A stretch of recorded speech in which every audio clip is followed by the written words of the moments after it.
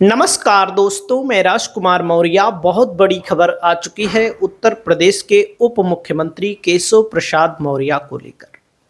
पहले इस खबर को थोड़ा से आगे देखिए, उसके बाद आप लोग अपनी राय को कमेंट करके बताइए, क्योंकि उत्तर प्रदेश में बहुत बड़ा पॉलिटिकल डेवलपमेंट हो रहा है। सबसे पहले आप इस लाइन को पढ़िए।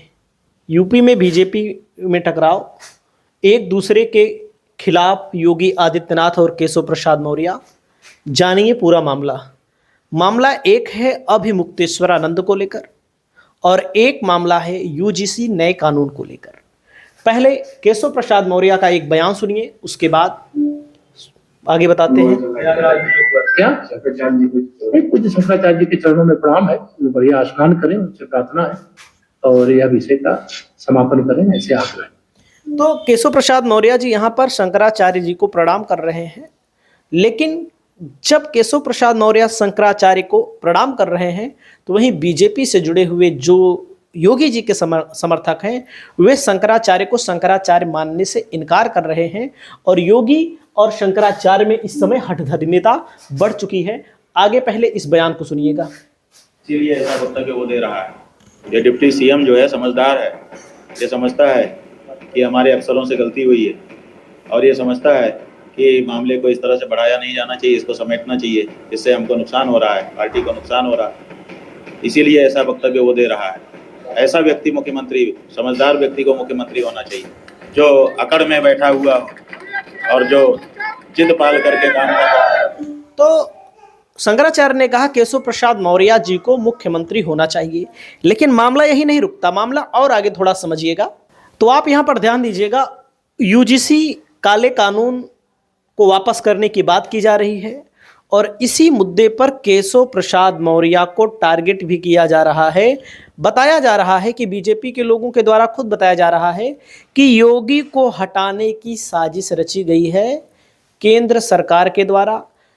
जो बीजेपी के कोर समर्थक लोग हैं वो कह रहे हैं योगी तुमसे बैर नहीं, मोदी तुम्हारी खैर नहीं। लगातार ये टारगेट किया जा रहा है केशव प्रसाद मौर्य को कि केशव प्रसाद मौर्य इस मुद्दे पर क्यों नहीं बोल रहे हैं। हालांकि जो बीजेपी के विधायक हैं, जो बीजेपी के सांसद हैं, जो बीजेपी के मुख्यमंत्री हैं, वो भी इस मुद्दे पर नहीं बोल रहे हैं और इस मुद्दे को लेकर के केशव प्रसाद मौर्य को मुख्यमंत्री बनाने की चर्चा हो रही है कि भाई अगर इस मुद्दे को लेकर के केशव प्रसाद मौर्य कुछ नहीं बोल रहे हैं तो क्या योगी आदित्यनाथ को कमजोर किया जा रहा है। क्योंकि योगी आदित्यनाथ और केशव प्रसाद मौर्य दोनों एक ही सरकार में भले हैं, लेकिन दोनों के बीच तकरार कोई आम बात नहीं है। यहाँ पर देख सकते हैं समण समाज की यही पुकार, बंद करो ये अत्याचार। और देख सकते हैं मैं यूजीसी का विरोध करता हूँ, सब लोग यहाँ पर अनिल मिश्रा जी हैं और रीना एन सिंह हैं, विष्णु शंकर जैन हैं, ये लोग भाई विरोध भी कर रहे हैं। तो इस मुद्दे पर केशव प्रसाद मौर्य को घसीटा जा रहा है कि केशव प्रसाद मौर्य ने क्या यहाँ पर कोई खेल किया है, क्या योगी आदित्यनाथ को कमजोर करने की साजिश में मोदी और अमित शाह का हाथ है। जब मीडिया ने यूजीसी कानून को लेकर के पूछा केशव प्रसाद मौर्य से, केशव प्रसाद मौर्य ने क्या कहा सुनिएगा। यूजीसी के लेकर सर समाज पर बहुत नाराज है, इसके बारे में क्या? कोई नाराज नहीं। भारतीय जनता पार्टी अगला वर्ग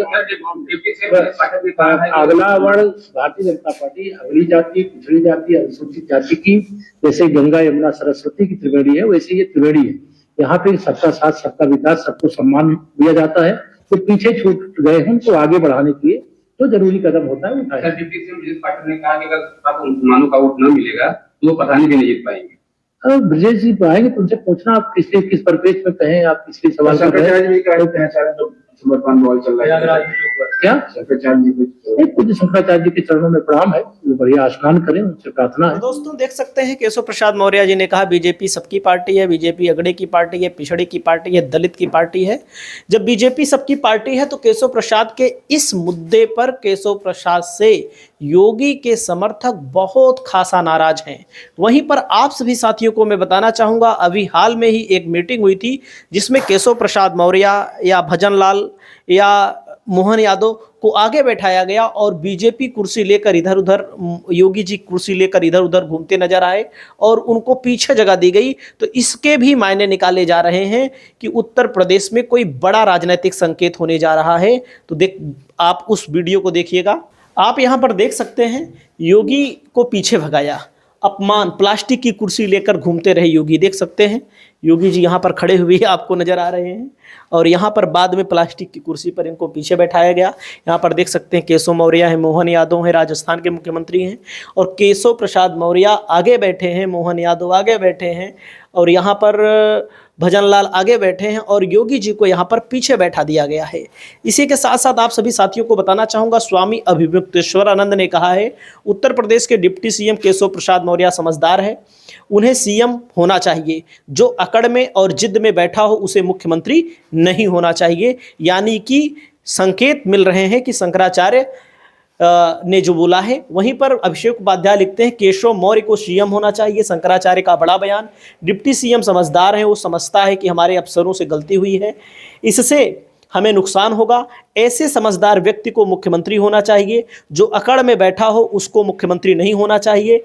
गुरु द्रोण की परीक्षा के दौरान अर्जुन ने चिड़िया की आंख पर वार किया था, शंकराचार्य ने तो सीधा उस महाधमनी में तीर मार दिया जो हृदय से निकलकर पूरे शरीर में ऑक्सीजन युक्त खून पहुंचाती है। वहीं पर मैं आपको एक वीडियो और दिखाना चाहूंगा, उस वीडियो को भी आप लोग देखिए। शंकराचार्य के साथ जो अपमान किया गया, बीजेपी के लोग ही कैसे बीजेपी पर बरस रहे हैं, सुनिएगा। मैं वोटर हूँ बीजेपी की, मैं बीजेपी की वोटर हूँ। आज के बाद मैं कभी बीजेपी को वोट नहीं दूंगा। रीजन, क्योंकि इतने मासूम बच्चों को जिन्होंने, क्या बोलूं मैं अपने मुंह से, मेरे को तो पाप लग जाएगा अगर मैं ऐसे शब्द भी बोलूंगी। तो उनकी शिखा पकड़ के जिस तरीके से मारा है, ये कभी हम नहीं भूल सकते और हमारे गुरुओं का जो अपमान किया है ये हम कभी नहीं भूल सकते। यही कारण है, अब आप योगी जी से पूछिए कि क्या वो इस देश के तानाशाह हैं या वो एक चुने हुए प्रजा के सेवक हैं। यही मैं पूछना चाहती हूँ। देख सकते हैं रेड माइक पर इन्होंने बोला और ये बीजेपी की एक और समर्थक है, गुजरात से शंकराचार्य जी के समर्थन में मैदान में उतरी और गुजरात से आई हुई हैं और ये डॉक्टर भी हैं, कोई ऐसी उसी व्यक्ति नहीं है। और इन्होंने बोला हम बीजेपी के कट्टर समर्थक थे लेकिन अब बीजेपी से पर्दा उठ गया है। वहीं पर योगी आदित्यनाथ ने क्या कहा है, सुनिएगा। एक योगी के लिए, एक सन्यासी के लिए, एक संत के लिए धर्म और राष्ट्र से बढ़कर के कुछ नहीं हो सकता। यही उसके जीवन का ध्येय होना चाहिए। उसकी व्यक्तिगत प्रॉपर्टी कुछ नहीं होती, धर्म ही उसकी प्रॉपर्टी है, राष्ट्र ही उसका स्वाभिमान है। अगर कोई राष्ट्रीय स्वाभिमान को चुनौती देता है तो हमें खुल करके उसके सामने आकर के खड़ा हो जाना चाहिए, उसकी चुनौती का मुकाबला करने के लिए खड़ा होना चाहिए। कोई धर्म के खिलाफ आचरण करता है, क्योंकि ऐसे तमाम कालनेमी होंगे जो धर्म की आड़ में सनातन धर्म को कमजोर करने की साजिश रच रहे हैं। तो दोस्तों आप देख सकते हैं योगी जी बातें तो ये कर रहे हैं, सनातन धर्म की आड़ में धर्म को नुकसान पहुंचा रहे हैं, शंकराचार्य को बता रहे हैं। लेकिन योगी की सरकार में तमाम साधु संत बनारस में देख रहे हैं सैकड़ों की संख्या में मूर्तियां तोड़ी जा रही हैं और जो स्नान करने जा रहे थे, जब अपमान किया गया, पालकी में जा रहे थे और अरे छोटे छोटे बच्चे थे 14-15 साल के, उनको इतना मारा गया, वो बेचारे उनका पैर और फट गया है। तो दोस्तों बड़े बड़े अधिकारी रैंक के लोग ऐसा किए हैं, ऐसा नहीं है कि कोई छोटा सिपाही कर दिया है। बड़े बड़े अधिकारी, दरोगा से ऊपर के अधिकारी, सीईओ, डीजीपी लेवल के अधिकारियों के ऊपर आरोप लगा है। शंकराचार्य को लेकर के आप सब जानते हैं, जिसकी भी सरकार रहती है वो सरकार कहीं ना कहीं, यहाँ पर देख सकते हैं योगी